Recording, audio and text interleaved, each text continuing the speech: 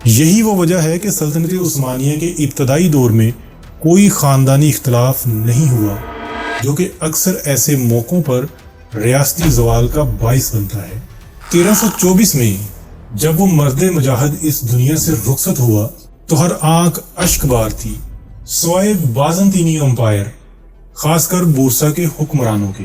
उन्हें लगा शायद उस्मान नहीं रहा तो अब बूरसा का मुहासरा भी उठा लिया जाएगा और उस्मानी कमजोर पड़ जाएंगे।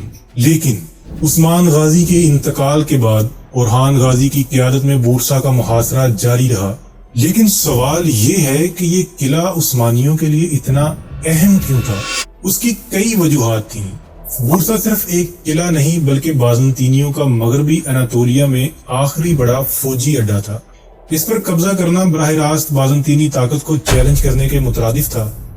इसके अलावा बूरसा एक अहम मुआशी मरकज भी